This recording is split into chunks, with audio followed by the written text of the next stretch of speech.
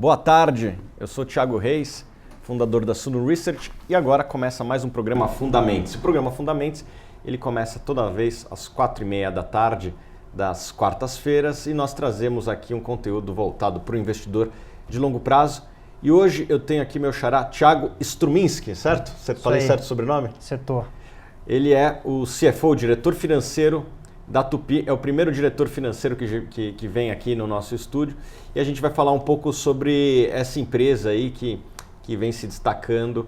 Ela tem um perfil muito interessante, mas algumas pessoas talvez não conheçam a Tupy. A Tupy é uma empresa que vende para outras empresas, muitas vezes não está no dia a dia das pessoas, né? Tiago, explica para quem não conhece a Tupy um pouco do que é o que vocês fazem, um pouco da atividade de vocês, por favor. Legal, obrigado pelo convite, pela oportunidade de apresentar a Tupy, que é uma dessas grandes histórias aí da indústria brasileira. Ela nasceu de um sonho de alguns imigrantes lá atrás que acreditavam não só na industrialização do país, mas na inovação como um diferencial. Então a Tupy, ela cresceu em cima dessa visão, é uma visão que a gente carrega até hoje e que nos credenciou a ser uma referência mundial em produtos fundidos em ferro, né? Nós fundimos e usinamos, nossos principais produtos são blocos e cabeçotes de motor, fazemos outras peças automotivas, conexões de ferro, sempre focado em soluções de alta tecnologia.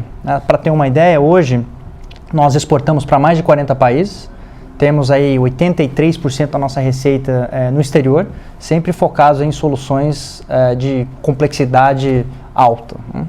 Quem são os seus clientes? Assim, vamos tentar trazer para o dia a dia das pessoas. Certo. Bom, nós servimos hoje alguns setores de muita exigência tecnológica, por exemplo, equipamentos de mineração, de infraestrutura, construção, extração de gás, movimentação de carga, máquinas agrícolas e assim por diante, né? Então, a Tupy está muitas vezes em lugares que você não vê. Por exemplo, esse prédio aqui ele tem um gerador que muito provavelmente tem um bloco e cabeçote Tupy. Então, ela acaba não aparecendo, mas está muito presente no dia a dia das pessoas. Né? E vamos falar um pouco do histórico de resultados da empresa.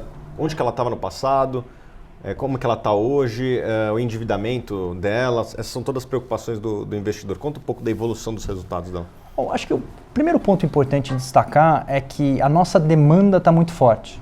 Então, uma prova disso são os resultados do primeiro trimestre desse ano, que nós apresentamos aí um resultado histórico de receita, a primeira vez que nós atingimos R$1 bilhão em um trimestre, e um crescimento de volume físico de vendas de mais de 11%, que é fruto de tudo que está acontecendo no mundo. Investe-se muito no mundo hoje, né? Então a gente tem uma movimentação muito grande de máquinas agrícolas, máquinas de construção, o setor de petróleo e gás voltando, gás de xisto nos Estados Unidos também movimenta muito a nossa demanda. Então acho que esse é o primeiro ponto de fundamento que é relevante destacar, né? Quando nós olhamos para os custos, nos últimos anos nós fizemos grandes esforços para otimizar a base de ativos. Então, ano passado, nós fechamos uma das fábricas que tinha o maior custo da nossa operação, vendemos unidades que drenavam caixa da companhia e esse ano a gente está capturando esses efeitos. E outro ponto interessante é que, ao mesmo tempo em que o volume cresce 2 dígitos, o nosso ciclo de conversão de caixa diminuiu em 10 dias. Então, esse é um ponto importante que destaca a disciplina financeira da companhia, né? Ao mesmo tempo, se olhar em um ambiente de 2008 a 2015, nós investimos aí 8 a 10% da receita. Nos últimos 2 anos estamos investindo 3, 4%, com um programa muito forte para recuperar o ROIC da companhia. Investimos 120%, 130% da depreciação, hoje estamos em 60%, 70% da depreciação. E a combinação desses movimentos nos permite ser hoje muito mais atrativo em dividendos do que éramos antes, na medida em que, como a nossa dívida está no longo prazo, nós somos muito bem, a nossa relação dívida líquida EBITDA está em 1,4, 1,5, dependendo do trimestre, nós conseguimos oferecer para o investidor, principalmente pessoa física, esse atrativo que antes não era possível. Hoje vocês estão pagando uns 6 a 7% de dividend yield, né? O ano passado nós tivemos um dos maiores dividend yields da Bolsa, foi 7,6%, e nós temos tamanha confiança em nossa geração de caixa que esse ano nós anunciamos de forma antecipada o dividendo nominal que nós vamos pagar, que é de 150 milhões. Algumas partes, inclusive, já foram pagas, nós pagamos trimestralmente para deixar ainda mais atrativo para o investidor e não vemos por que a gente poderia mudar essa política. Continuamos com uma geração de caixa operacional bem forte, o capital de giro bastante controlado, então é muito provável que a gente continue sendo um bom player de dividendos daí para frente. Hoje o market cap está em quanto, o valor de mercado? Nós variamos aí entre 2,6 e 2,7, tem um pouco de volatilidade nos últimos meses, né? Mas o que é importante destacar é que nesse período pré-eleitoral, que tem muita incerteza do que vai acontecer, em geral essa insegurança ela se manifesta através do câmbio. E nós somos um player que exporta muito. Então, hoje nós estamos em um cenário em que a nossa demanda que vem lá de fora está muito forte, o nosso câmbio está depreciado tanto no Brasil quanto no México, que são duas atividades importantes que ajudam a nossa rentabilidade. Então, nós somos até certo ponto um player defensivo, porque na medida em que o câmbio deprecia, nós geramos mais valor. Se o câmbio apreciar, muito provavelmente vai vir volume também, porque a economia está recuperando. E isso acaba se traduzindo em mais venda para a companhia. Então, essa resiliência aí da companhia tem se mostrado bastante sólida nos últimos anos. Por exemplo, em 2009, onde houve uma crise muito grande, ou em 2012, em que os caminhões no Brasil praticamente colapsaram, tanto venda quanto produção, nós sempre conseguimos manter uma margem EBITDA de 2 dígitos, porque temos essa segurança e resiliência dos nossos diferentes negócios. Hoje, assim, esse ambiente atual, que você tem um crescimento econômico mundial, fora Brasil, né, que o Brasil passa pelos seus desafios, com esse câmbio é o melhor cenário possível? É um cenário bom hoje, porque nós temos praticamente todas as verticais crescendo na companhia. Então, o que nós observamos, o Brasil ainda continua num ritmo relativamente bom. Por quê? Porque existe muita exportação de caminhões do Brasil para fora. Porque para nós o que importa é a produção local. Então, conseguimos capturar esse crescimento. Os Estados Unidos cresce muito hoje, mais de 60% da nossa receita está localizada no NAFTA. Além disso, temos aí todos esses mercados recuperando de mineração, petróleo e gás, que por muito tempo ficaram andando de lado. As commodities recuperaram. As commodities voltando, isso incentiva a nossa demanda. O nosso crescimento está muito relacionado com essa trilha do diesel, a trilha do crescimento econômico, PIB industrial, que são ótimos fundamentos de longo prazo. Se você olhar nos próximos 20, 30 anos, um crescimento populacional, demanda de urbanização, PIB, tudo isso, ele deve gerar uma movimentação de carga, mecanização da terra, gera muito consumo do nosso produto. Então a gente está bem seguro em relação ao médio e longo prazo da nossa demanda também. Certo. E vamos falar então um pouco para o investidor, né? Assim, traduzir tudo isso que a gente falou para números para o investidor. Então eu fiz umas contas aqui de cabeça, um yield aí é para aproximadamente 6%, mas que tem um perfil um pouco diferente de outras empresas que a gente vê com yield elevado no Brasil, né? As empresas vão, sei lá, tem algumas empresas do setor elétrico, são empresas expostas geralmente à economia doméstica, muitas vezes de uma micro-região, no caso de uma distribuidora, né? A empresa de vocês paga um yield semelhante, mas, vamos dizer assim, se apropria de outros riscos e outras oportunidades que não estão ligados à economia local, ou seja, é uma alternativa interessante para o investidor que quer uma diversificação e, de certa forma, é um yield até atrelado à moeda estrangeira mais do que outros yields que a gente vê, por exemplo, das elétricas. Estou certo na minha leitura? Sem dúvida. Hoje, o nosso modelo ele oferece um veículo de investimento para quem não consegue ter exposição ao crescimento de CAPEX global. Então, se você está interessado, por exemplo, no que está acontecendo com a Caterpillar no mundo, com a Cummins no mundo, com a John Deere no mundo, nós somos uma ferramenta que Vocês vendem para esses caras? Que pode acessar a demanda e a carteira de pessoas que está muito aquecida nesse momento, né? Então, isso está se refletindo naturalmente no nosso resultado, ao mesmo tempo em que, se o mercado interno voltar, nós também somos beneficiados. Então, o modelo por si só, por atender diferentes setores e diferentes geografias, ele traz bastante resiliência na margem. Por isso a gente tem entregado resultados consistentes. E vocês pagam um dividendo, quase tudo que se geram na forma de dividendos, tem um endividamento controlado, mas você me falou antes que já estava operando quase no limite da capacidade.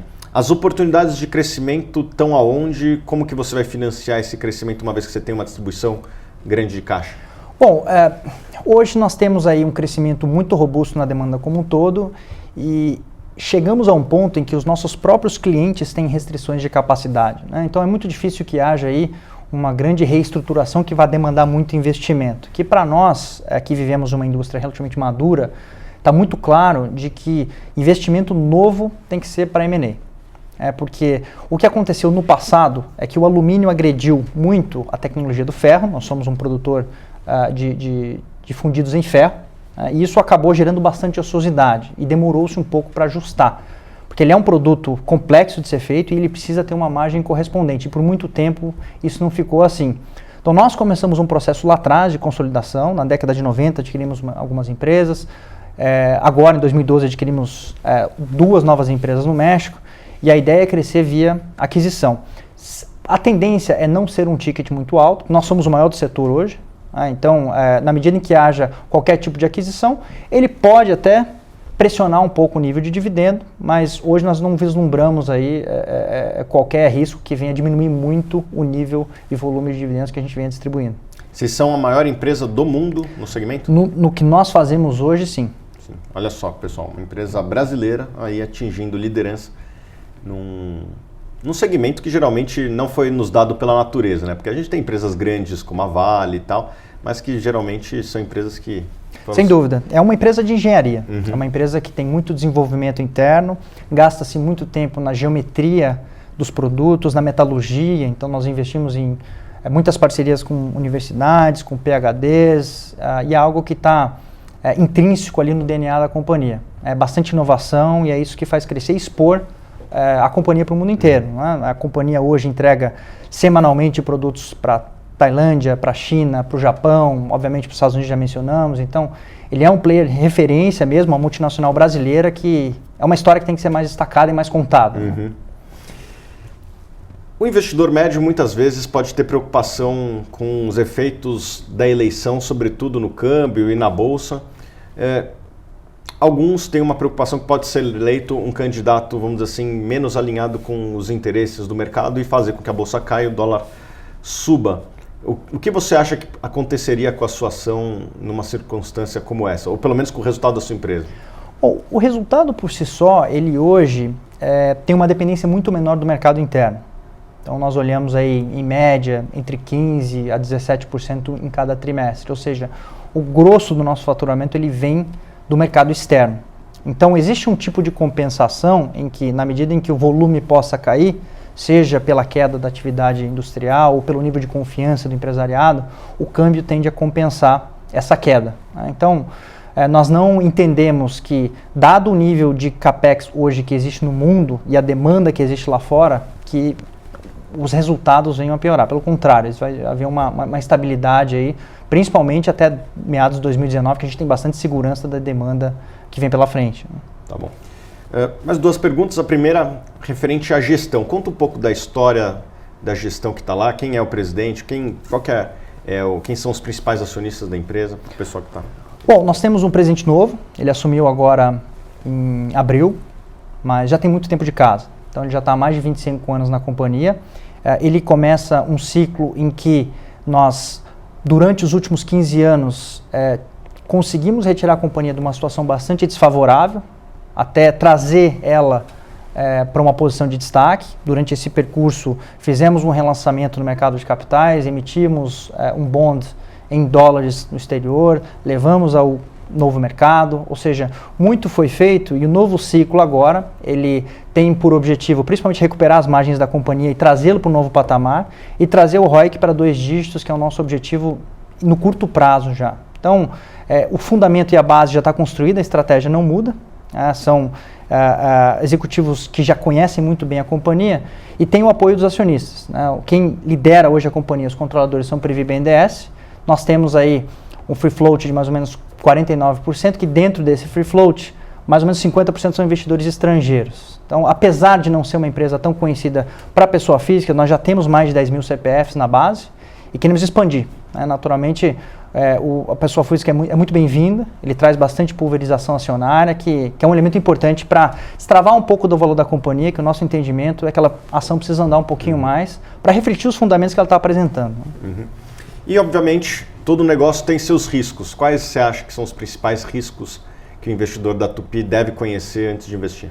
Bom, existe muita preocupação com o avanço de veículos elétricos. E a primeira coisa que nós precisamos separar é o nosso mercado endereçável hoje, ele está acima, em termos de litragem, dessa discussão. Então a gente atende muito máquinas pesadas, né? Então caminhões, máquinas off-road, e essa discussão do elétrico está um pouco distante de atingir esse corpo da demanda. Então, nós não vemos como risco, mas para aquele investidor que precisa estudar um pouco mais o caso, eu sugiro que estude, entenda que de fato esse não é um risco que pode nos afetar tanto. O que mais nos preocupa hoje é se em algum momento esse crescimento econômico tão robusto venha a desacelerar por qualquer motivo, principalmente os Estados Unidos, que é o motor da nossa demanda, né? Então, nós vendemos muitas picapes, caminhões, que obviamente não tem hoje no curto prazo uma sinalização que tende a desacelerar, pelo contrário, mas se houver uma sinalização aí, seja pela guerra comercial entre Estados Unidos e China, que ele venha a desacelerar, com certeza pode afetar o nosso resultado. Então tá. Queria agradecer aqui a presença do Thiago, primeiro CFO que participa aqui, e convido vocês a quarta que vem participarem novamente do programa Fundamentos. Antes de encerrar, gostaria de dar espaço aqui para o Thiago passar uma mensagem para os investidores individuais que estão nos acompanhando. Bom, obrigado a todos mais uma vez por mostrar o caso da Tupy.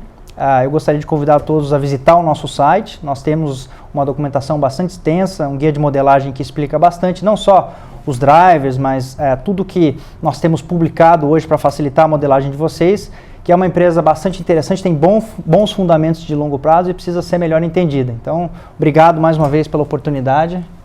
E antes de encerrar, eu queria aqui mandar um abraço para o Hugo, que está ali do lado, e ele é o responsável pelo RI, Relações com Investidores da Tupy. É sempre bem acessível e sempre que você tiver alguma dúvida, eu convido você a entrar em contato com os departamentos de relações com investidores, e no caso da Tupy eles são bem abertos. Inclusive tem um evento no final do ano, né, que vocês fazem com investidores. Não sei se Isso. É aberto para... É aberto, nós temos chamamos de Tupy Day.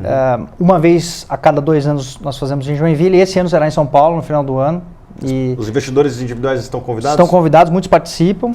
Inclusive, quem tiver cadastrado no mailing vai receber. Quem não tiver, por favor, se cadastre, que nós vamos dar publicidade a esse evento aí no final do ano. Então é isso. Agradecer novamente. E aqui se encerra mais um programa Fundamentos. Bons negócios.